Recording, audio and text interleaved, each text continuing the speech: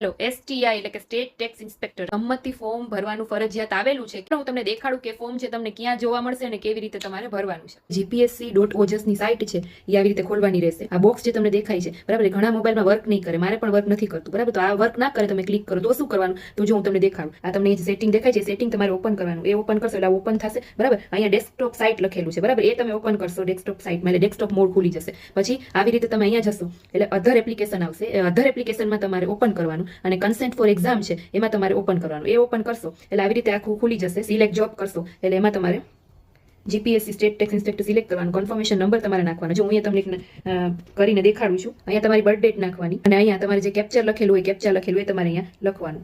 એટલે તમારી આખી જે એપ્લિકેશન છે ખુલી જશે. કન્ફર્મ કરવાનું આ બોક્સ ઉપર અને આઈ એગ્રી ને સબમિટ નું બટન દબાવશો. જો આવી રીતે રિસિપ્ટમાં ક્લિક કરશો બરાબર, એટલે આખી તમારી પ્રિન્ટ થયેલી આવી રીતે રિસિપ્ટ છે એ આવી જશે. અને રિસિપ્ટની પ્રિન્ટ છે એ તમારે કઢાવીને રાખવી પડશે. જ્યારે પણ તમારી એક્ઝામ